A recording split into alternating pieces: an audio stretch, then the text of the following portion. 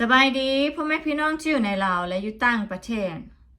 และก็สบายดีพ่อแม่พี่น้องFCทั้งฝั่งไทยเบิร์ดสุขุสุคนเนาะเฮามาตามต่อกับเหตุการณ์ภูผาม่วนเนาะซึ่งทางการทางประเทศเราก็ได้ออกมาแถลงการได้เขียนบทรายงานออกมาเป็นที่เรียบร้อยแล้วนะและเขาก็ได้แจ้งการถึงเหตุที่ปะทะเนาะแต่ว่ายังบ่สามารถระบุได้ว่ากลุ่มคนนั้นเป็นทางแก๊งยาเสพติดบ่เนาะหรือว่าเป็นกองกำลังโจรทางฝั่งไหนหรือว่าเป็นว่าแดงคือข้าวมันออกบ่เนาะแต่ล่าสุดเขาบอกว่าที่เขาเปิดปะทะนั่นก็คือเขาเห็นแสงไฟขึ้นมาจากฝั่งไทยเขาก็เลยเปิดปะทะนะก็จะอ่านบทรายงานนี่ให้พวกเจ้าฟังเพราะว่าเดี๋ยวเขาจะหาว่าใส่ให้ไปสีเขาเนาะเขาจะอ่านบทรายงานที่เขาเขียนขึ้นมานะถึงเหตุการณ์ที่พวกเขาปะทะก็จะอ่านถึงเหตุการณ์ไปเลยนะเขาบอกว่าในเวลา4:40 นาทีของวันที่3 เดือน 5ได้มีกลุ่มคนบดีประมาณ 5-6 คนนะได้หลอนตีป้อมทหารสายแดนเจียงตองนะค124เมืองปากท่าแข่งบอกแก้วพิกัด94525เนาะหุกการลอนตีพวกมันใช้ปืน M79 ยิงใส่ไอ้น้องที่พวมป้องกันเวียนยามจำนวน1 ลูกต่อมาพวกมันได้ใช้ปืน AK ปืน M16 แล้วก็ปืนเบอร์ประมาณ30 ลูกหลังจากนั้นพวกมันได้ปุ๊บเล่นหนีเข้าป่าบ้านเจียงตองนะผ่านการกดค้นสนามพบเห็นกระสอบปืนเบอร์17 ลูกเนาะโบแตก2 ลูกกระสอบปืน AK 22 ลูกโบแตก2 ลูกกระสอบปืน M16 นะจำนวน8 ลูกโบแตก4 ลูกนะ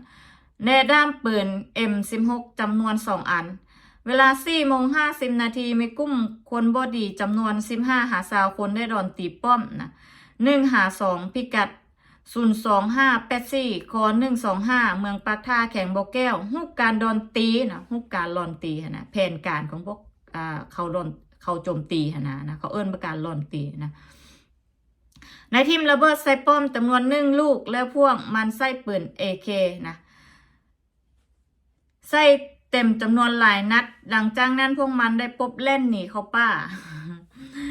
เวลา5:00มีกลุ่มคนบดีจำนวน5-6 คนได้หลอนตีป้อมสันหลวงค125เมืองปากทาพิกัด04604รูปการหลอนตีพวกมันได้ทิ่มระเบิดใส่ป้อม1 ลูกไอ้น้องทหารได้สังเกตเห็นจึงได้ใส่ปืนยิงปืนใส่พวกมันประมาณ30 ลูกนะพวกมันได้ยิงตอบโต้กับเกินประมาณ3-4 ลูกแล้วได้ปุ๊บเล่นหนีเข้าป่าภายหลังเหตุการณ์เกิดขึ้นคณะกองบัญชาการและคณะกองบัญชาการทหารแข่งบอกแก้วได้มอบ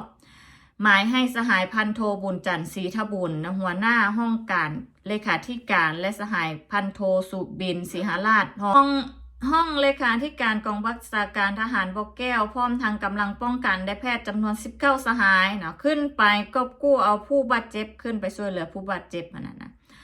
แต่ที่วงสกัดกั้นของศัตรูอยู่ทางขั้นป้อมหลังจากนั้นได้ประสานให้กำลังอยู่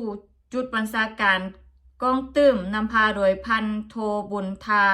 ศรีสมบัติหัวหน้าการทหารกองบัญชาการเมืองปากทาจัดตั้งกำลังปฏิบัตินะแต่ไปฮอดระยะกายบ้านห้วยมงถึกศัตรูสกัดอีกห้วยแมงบ่แม่นห้วยมงเด้อห้วยแมงนะขออภัยบ่สามารถไปช่วยภาคส่วนที่ถึกสกัดอยู่ทางขึ้นป้อม1ได้นะเวลา3:00ของวันที่4กำลังอยู่ป้อม03ได้ปรากฏเห็นแสงไฟอยู่จุดสายแดนทางฝั่งไทยนะจึงเคลื่อนเข้ามาทางฝั่ง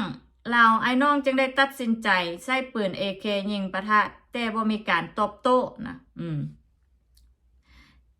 พี่อันอย่างก็กระสือบ่จัก เวลา5:00ของวันที่4นะกำลังป้อม2ได้ใส่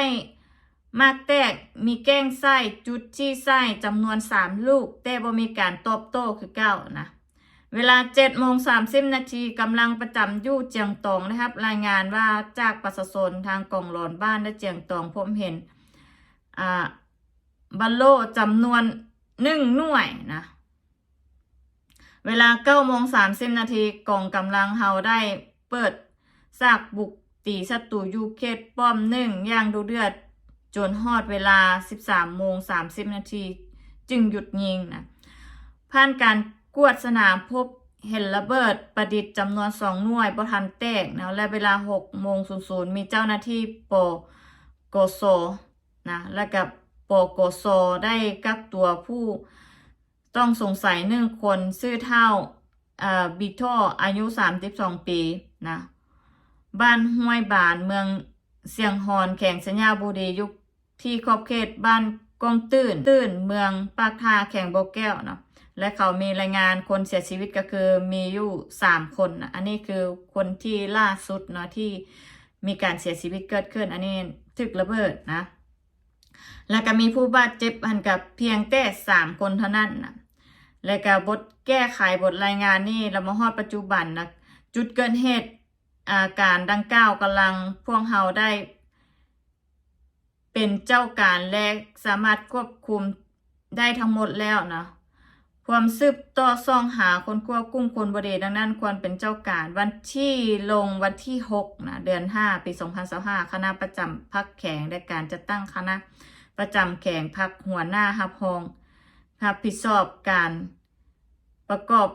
กำลังทหารตำรวจเนี่ยพร้อมคณะกรรมการใหญ่เมืองปากท่านะบ้านห้วยทรายลงประจำบัญชาการต่อแหลมจำนวนอันนี้ต่อแหลมนี่คือว่าเขาเอิ้นว่าสายแดนจำนวน6 หมู่บ้านเพื่อสมทบอบรมให้ประชาชนได้รับรู้นะกลุ่มคนบดีนะเป็นเจ้าร่วมกิจการสกัดกั้นและแก้ไขสภาพดังกล่าวอันนี้คือบทรายงานแล้วเขาก็บอกว่าล่าสุดเนาะยังควบคุมบ่ทันได้เชื่อแล้วก็มีกองกำลังจากเวียดนามเนาะเดินทางเข้าไปช่วยนะแล้วก็ได้มีการประกาศออกจากกงสุลอเมริกาเนาะให้ถึงประชาชนเขาให้ระมัดระวังผู้ใดที่จะเดินทางไปแข่งบ่อแก้วนะช่วงนี้เพราะว่ามีการปะทะกันเกิดขึ้นนะเขาก็ได้ออกมาเป้าเตือนถึงประชาชนแจ้งเตือนประชาชนทางภาคส่วนของเขานะและสาเหตุที่เขาปะทะนั่นก็คือว่าหั่นแหละนะเพราะว่าเห็นแสงไฟขึ้นนะมาจากเพราะทางฝั่งไทยแต่ความเป็นจริงนั่นพวกเขาหันทึกปิดล้อมนะความเป็นจริงอันนี้คือความเป็นจริงเนาะพวกเขานั้นทึกปิดล้อมนะทั้ง3นะทั้ง3เลยทั้ง3หมายความว่าทั้ง3ป้อมนะแล้วก็ทึกซุ่มยิงนะแต่ว่าทางการลาวหันปกปิดนะบ่ได้ออกข่าวนะเขาปิดล้อมทั้ง3 จุดเลยและเขาก็วางแผนมาอย่างดีเนาะก็ให้ก็เกิดมีการปะทะขึ้นแล้วก็เห็นให้มีผู้เสียชีวิตนะไอ้ที่เขาบอกว่าเห็นแสงไฟเกิดขึ้นทางฝั่งไทยนั่นอาจจะเป็นข้อกล่าวหาหรือข้อแก้ตัวอย่างกับบ่จักนะแต่ที่แน่ๆนั่นก็คือทหารพวกนี้นะทั้ง3 จุดนั้นที่ทึกเว้นยามพวกเขาทึกปิดห้อมนะแล้วก็ทึกเขาซุ่มยิงนะทึกเขาโจมตีนั่นแหละเนาะ